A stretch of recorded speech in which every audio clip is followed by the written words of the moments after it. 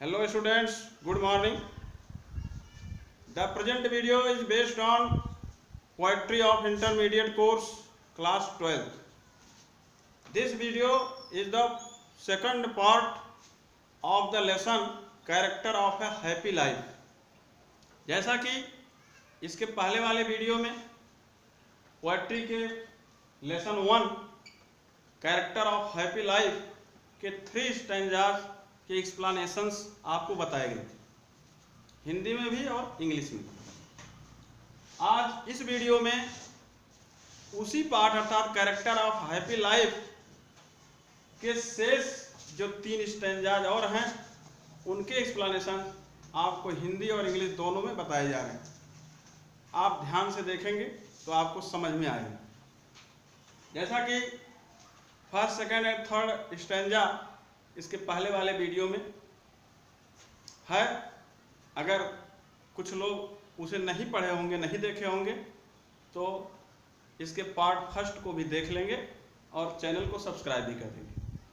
जैसा कि इस वीडियो का 4th स्टैंजा अर्थात इस character of happy life poem का 4th stanza, Who envies none whom chance doth raise, nor wise who never understood how deep its wounds are given with praise, nor rules of state but rules of good. Sir Henry Wotton कहना चाहते हैं, एक प्रसन्नचित्त व्यक्ति के गुणों का वर्णन करते हुए, गुणों की बखान करते हुए श्रीमान सर हेनरी वॉटन जी कहते हैं कि who envies none, who mean जो का मतलब यहाँ एक प्रसन्नचित्त व्यक्ति, a real happy man. Envies none, envies means ईर्ष्या करता है, नन मीन्स किसी से नहीं। यानी जो एक वास्तविक प्रसन्नचित्त व्यक्ति होता है वह किसी से भी ईर्ष्या नहीं करता। फिर आगे हुम चांस डथ रेज, हुम मीन जिसे, चांस मीन्स अवसर, संयोग, भाग्य, डथ रेज उठा दिया हो अर्थात उन्नति करा दिया हो। डथ एक हेल्पिंग वर्ब है, डज, जिसे पोएम में डथ के रूप में लिखा गया। रेज मीन्स उन्नति करना, प्रोग्रेस करना। तो कल कहता है कि जो किसी भी ऐसे व्यक्ति से ईर्ष्या नहीं करता है, अर्थात एक खुश व्यक्ति, एक प्रसन्नचित्त व्यक्ति किसी भी ऐसे व्यक्ति से ईर्ष्या नहीं करता है जो अपने भाग्य अथवा अपने संयोग, समय के अनुसार उन्नति कर लेता हो अथवा उन्नति कर लिया। रेज का मतलब उन्नति करना।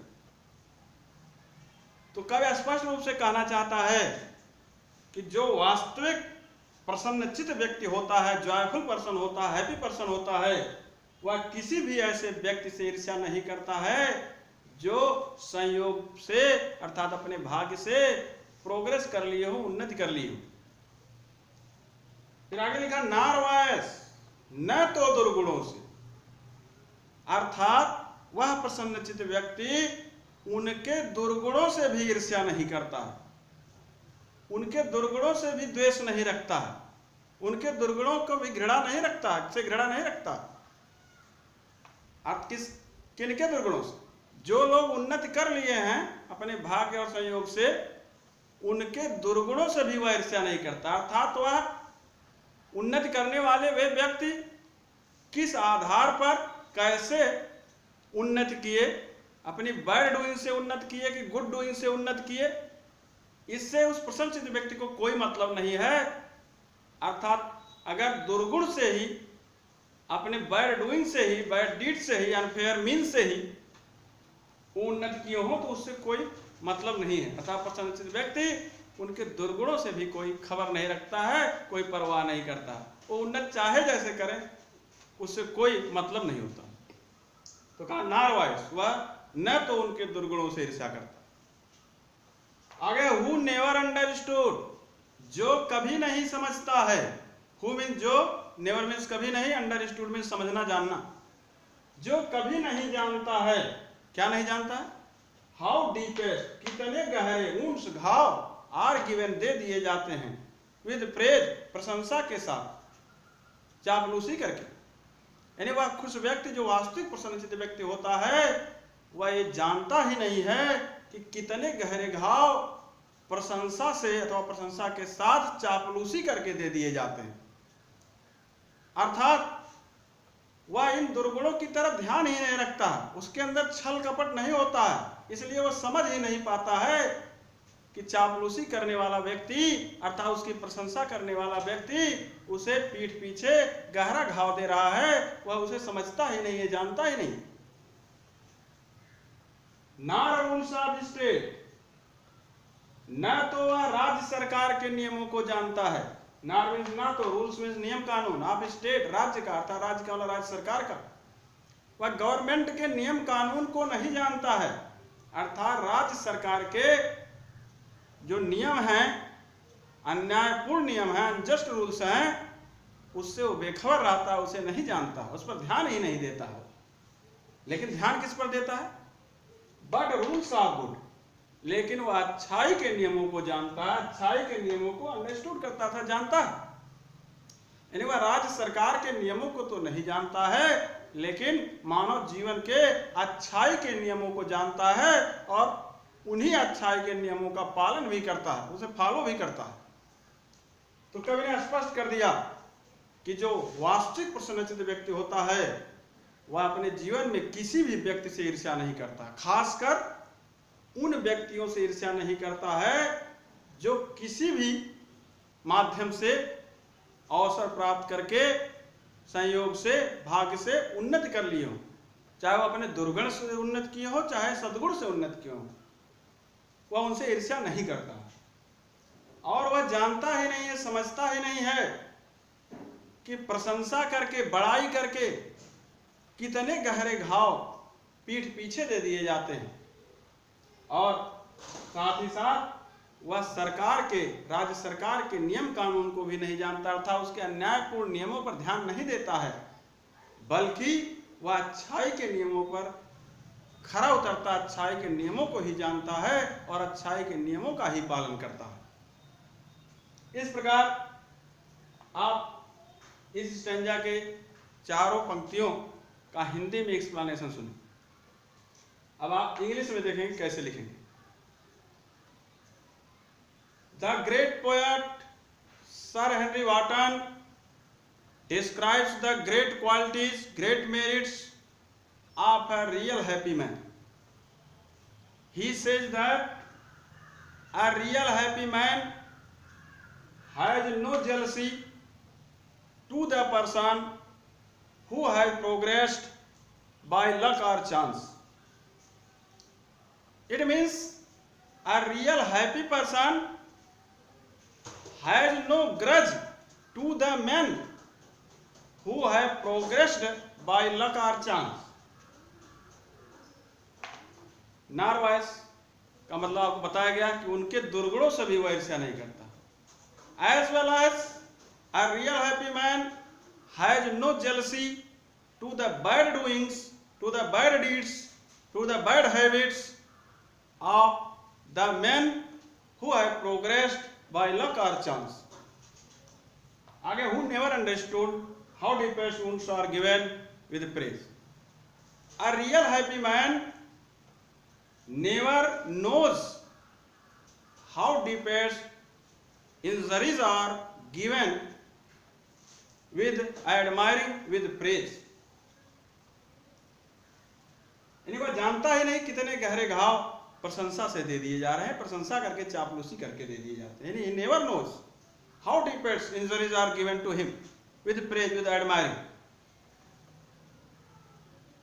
If any bad or wicked person does harm to him, he doesn't care.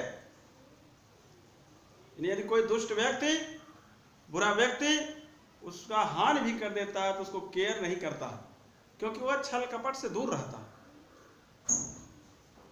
Nor rules of state. The poet wants to say that a real happy man does not know the rules of state, the rules of government. It means that a real happy man doesn't know the unjust rules of the government, but rules are good. मतलब वह अच्छाई के नियमों को जानता। राज्य सरकार के नियमों को तो नहीं जानता, अच्छाई के नियमों को जानता। यानी he always knows the rules of goodness, he always knows the values of human life, but he never cares to the rules of the government. He always follows the rules of goodness, so he is a real happy man. इस प्रकार कवि ने स्पष्ट कर दिया कि प्रसन्नचित्त व्यक्ति कुछ महान गुणों को अपने व्यक्तित्व में रखता है। Fifth stanza of this lesson: Who God doth late and early pray. Who means जो, God means ईश्वर का, doth एक helping word does है, late and early देर सवेर, pray प्रार्थना करता है। अर्थात कवि कहना चाहता है कि जो वास्तविक प्रसन्नचित्त व्यक्ति होता है वह देर सवेर, सुबह शाम, प्रत्येक दिन ईश्वर की प्रार्थना करते रहता है। अर्थात वह ईश्वर में गहरा विश्वास रखता है। ईश्वर को वह ओमनीपोटेंट, ओमनी प्रेजेंट, ओमनीसिएंट सब कुछ समझता है, इसलिए वह ईश्वर को महान मानता है और उसकी प्रार्थना वह करते रहता है। देर सवेर प्रार्थना करने का मतलब प्रत्येक दिन सुबह शाम सोते जागते वह प्रार्थना करता रहता है। लेकिन किसके लिए प्रार्थना करता है? धन दौलत प्राप्ति के लिए नहीं। नीचे लिखा कवि ने, मोर ऑफ हिज ग्रेस, कहा उसकी कृपा प्राप्ति के लिए। यानी वह प्रार्थना करता है उसके काइंडनेस के लिए, ईश्वर की कृपा प्राप्ति के लिए प्रार्थना करता है। कहा मोर of his grace, grace means कृपा, काइंडनेस, मर्सी, वह उसकी कृपा प्राप्ति के लिए प्रार्थना करता है। तुलनात्मक वाक्य है, इसीलिए मोर और देन का प्रयोग किया गया इस वाक्य में। तो कह रहा मोर ऑफ हिज ग्रेस, वह उसकी कृपा प्राप्ति के लिए प्रार्थना करता है। देन गिफ्ट्स टू लेंड, उपहार देने की अपेक्षा, देने का मतलब यहाँ लेंड में देना, गिफ्ट में उपहार, अर्थात ईश्वर से उपहार दिया जाए उसके लिए वह प्रार्थना नहीं करता है, बल्कि ईश्वर के द्वारा उसे कृपा प्राप्ति हो उसके लिए वह प्रार्थना करता है। ऑन द होल अर्थ स्पष्ट है कि जो प्रसन्नचित्त व्यक्ति होता है वह ईश्वर की प्रार्थना दिन रात देर सवेर तो करते रहता है, लेकिन वह उसकी कृपा प्राप्ति के लिए प्रार्थना करता है, बल्कि वह उपहार प्राप्ति के लिए अर्थात धन दौलत प्राप्ति के लिए ईश्वर की प्रार्थना नहीं करता। हु इंटरटेन्स, जो बिता लेता है, इंटरटेन्स माने बिताना, स्पेंड करना, द हार्मलेस डे, बिना नुकसान के ही दिन को वह बिता लेता है। हार्मलेस माने विदाउट हार्म, बिना नुकसान के। यानी एक प्रसन्नचित्त बिना नुकसान के ही अपने समय, अपने दिन को बिता लेता है। लेकिन किसके साथ समय बिताता है? With a well chosen book और फ्रेंड, अच्छी अच्छी किताबों, वेल चूजन का मतलब अच्छे सही ढंग से चुनी गई, गुड बुक और फ्रेंड ने अच्छी अच्छी किताबों और दोस्तों के साथ वह समय बिताता है। अर्थात वह अपना टाइम वेस्ट नहीं करता है बिना मतलब की चीजों में, बल्कि वह अपना इजी टाइम अच्छी अच्छी किताबों और अच्छे अच्छे दोस्तों के साथ ही बिताता है। अब आप इंग्लिश में एक्सप्लेनेशन देखेंगे। The great poet sir Henry Wotton wants to say that a real happy man prays to God daily, every day, in morning and evening time. The poet says that a real happy man has deep faith in God. He knows that God is omnipotent, omnipresent, omniscient. God is the supreme power of this universe. So, a real happy man prays to God every time, every day, morning and evening किसके लिए प्रार्थना करता है? More of his grace than gift to lend. वह ईश्वर की प्रार्थना धन दौलत उपहार प्राप्ति के लिए नहीं करता है, बल्कि वह उसकी कृपा प्राप्ति के लिए प्रार्थना करता है। अर्थात real happy man prays to God for his kindness, for the kindness of God, not for gifts. He doesn't want any gift from God in exchange of his prayer. He prays to God for only his kindness, for his mercy, for his grace, not for gifts, not for wealth, not for money. Third line है, who entertains the harmless day? नुकसान रहित दिन, बिना नुकसान के दिन बिताता है। लास्ट लाइन, अच्छी अच्छी किताबों और दोस्तों के साथ। यानी a real happy man spends his day without harms with good books और गुड फ्रेंड्स। यानी a real happy man spends his valuable time, spends his harmless day with a good book or a good friend. He never wastes his time, so he is always happy, he is always satisfied. इस प्रकार आपको English में भी इसकी व्याख्या बताई गई। अब आपको 6th स्टैंजा बताया जा रहा है, उसे आप ध्यान से देखेंगे और सुनेंगे। This is the stanza, last stanza of this poem. This man is free from servile bands. अर्थात यह व्यक्ति का मतलब वह प्रसन्नचित्त व्यक्ति इज फ्री, स्वतंत्र होता है, मुक्त होता है, फ्रॉम सर्वाइल बैंड, दासता के बंधनों से, गुलामी के बंधनों से। अर्थात जो प्रसन्नचित्त व्यक्ति होता है, रियल हैप्पी मैन होता है, वह सर्वाइल बैंड से अर्थात गुलामी के बंधनों से, दासता के बंधनों से मुक्त होता है। सर्वाइल बैंड्स का मतलब बैंड्स ऑफ स्लेवरी, गुलामी का बंधन, दासता रूपी बंधन, वह उससे मुक्त होता है। सेकंड लाइन कह रहा, आप hope to rise. Hope means आशा, टू राइज माने उन्नति करने की, उठने की। वह उन्नति करने की आशा से भी फ्री होता है। यानी ही इज फ्री का अर्थ यहां भी आएगा, होप टू राइज। वह उन्नति करने की आशा से भी मुक्त होता है, अर्थात वह उन्नति करने की आशा भी नहीं करता, वो ईश्वर के ऊपर डिपेंड रहता है। उसे लालच नहीं रहता कि हम उन्नति कर लें, हम बहुत ज्यादा प्रोग्रेस कर लें, हम बहुत ऊंचे उठ जाएं।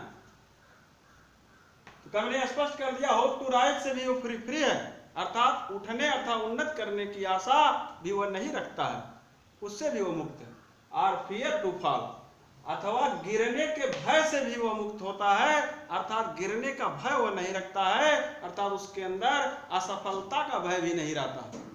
और fear to fall, fear mean भय, टू फॉल माने गिरने का, असफल होने का, उसे असफल होने का भी भय नहीं रहता, क्योंकि वह ईश्वर में बहुत अधिक विश्वास करता है। वो जानता है कि ईश्वर जो उसके लिए करेगा उसके लिए अच्छा ही करेगा, इसलिए वह उन्नत की आशा भी नहीं रखता है और औन्नत से वह डरता भी नहीं है, अर्थात असफलता से डरता भी नहीं, फियर नहीं रखता फॉलिंग से। लॉर्ड ऑफ हिमसेल्फ, स्वयं का मालिक होता है, अर्थात वह स्वयं का खुद मालिक होता है। He the master of himself, lord of himself, वह स्वयं का मालिक होता है। दो नॉट ऑफ लैंड्स, यद्यपि वह धन दौलत जमीन जायदाद का मालिक नहीं होता। दो मीन्स यद्यपि, नॉट नहीं, ऑफ लैंड्स धन दौलत का, जमीन जायदाद का, वेल्थ का, लैंड्स का मतलब वेल्थ, धन दौलत। लॉर्ड ऑफ हिमसेल्फ, वह स्वयं का तो मालिक होता है, स्वयं का कंट्रोलर, स्वयं का मालिक, स्वयं का मास्टर वो होता है। दो नॉट ऑफ लैंड्स, यद्यपि वह धन दौलत जमीन जायदाद का मालिक नहीं होता है, अर्थात वह गरीब भी हो सकता है, में भी पुअर। लास्ट लाइन में कहा, and having nothing he hath all, कुछ भी ना रखते हुए, हैविंग मीन्स रखते हुए, नथिंग माने कुछ नहीं, कुछ भी न रखते हुए ये है था, उसके पास सब कुछ होता है। हैद का मतलब हैज से, हैज में रखता है माने सब कुछ, यानी हैविंग नथिंग ही है था, कुछ भी न रखते हुए उसके पास सब कुछ होता है। अर्थात वह गरीब तो हो सकता है, वह जमीन जायदाद धन दौलत का मालिक नहीं होता है, लेकिन स्वयं का मालिक होता है। और कुछ भी न रखते हुए वह संतुष्ट रहता है, अर्थात वह गरीब अगर होता है तब भी वह संतुष्ट रहता है, उसे वह ईश्वर की देन समझता है, ईश्वर की कृपा समझता है। इसलिए उसके पास अगर कुछ भी नहीं है फिर भी वह संतुष्ट रहता है, वह समझता है कि हमारे पास सब कुछ है, इसीलिए वह सदैव प्रसन्न रहता है। अब आप इंग्लिश में एक्सप्लेनेशन देखेंगे। The great poet sir Henry Wotton wants to say that a real happy man is free from servile bands, from the bands of slavery. He doesn't like slavery. He doesn't want to be slave of any other person. Second line आप hope to write. यानी he doesn't hope to progress. He doesn't hope to progress. He is free from the hope of progressing or fear to fall. It means a real happy man has no fear of failure, has no fear of falling, because he has deep faith in the supreme power, God. So he is always satisfied. So he has no hope of progressing. He has no fear of falling. He has no fear of failure of his life. Lord of himself. And a real happy man is the Lord of himself. A real happy man is the master of himself. A real happy man is the controller of himself. He doesn't depend on others. Though not of lands. Although he is not the master of wealth. He may be poor. He is not the lord of land or wealth. And having nothing he has, he has nothing, but he is always satisfied. A real happy man may be poor, in bad condition, but he is always satisfied. He has nothing, but he is always satisfied. Thus the poet makes clear that a real happy man has great qualities of human life. इस प्रकार आपने तीनों stanzas की व्याख्या, explanations Hindi और English में जाने। आप देखेंगे figures of speech, last stanza में figures of speech, lord of himself, though not of land, and having nothing he hath all.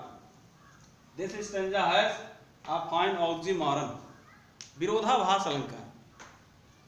कहा lord of himself though not of lands, स्वयं का मालिक लेकिन धन दौलत का मालिक नहीं, विरोधाभास अलंकार, oxymoron. And having nothing he hath all, कुछ भी न रखते हुए उसके पास सब कुछ, यहाँ भी ऑक्सीमोरन, विरोधाभास अलंकार. This stanza has a fine, a good oxymoron, figure of speech oxymoron. इस प्रकार फर्स्ट स्टैंजा में भी आप देखेंगे, ना rules of state but rules of good. वह राज्य सरकार के नियम को तो नहीं जानता लेकिन अच्छाई के नियम को जानता है. यहाँ भी विरोधाभास अलंकार है, oxymoron. This stanza has also oxymoron. इसमें देखेंगे, इसमें कोई डायरेक्ट फिगर्स ऑफ स्पीच नहीं दिख रहा है, लेकिन आप लिख सकते हैं कमेंट में, रिमार्क में, कि this stanza has a great teachings of the poet. This stanza has the great qualities of human life. इस प्रकार शेष जो 3 स्टैंजाज इस पार्ट के बचे हुए थे उसका एक्सप्लेनेशन आपको बताया गया. आई होप आप अच्छे ढंग से समझे होंगे. अगर कोई प्रॉब्लम होगी तो आप कमेंट के माध्यम से शेयर करेंगे, और इस पार्ट का सेंट्रल आइडिया आप तैयार करेंगे। अगर स्टूडेंट्स ये चाहते हैं कि सेंट्रल आइडिया भी वीडियो के माध्यम से समझाया जाए तो आप कमेंट के माध्यम से अपनी प्रॉब्लम बताइएगा, तो निश्चित रूप से सेंट्रल आइडिया भी इस पार्ट का आपको वीडियो के माध्यम से दिखाया जाएगा, सुनाया जाएगा। Thank you so much.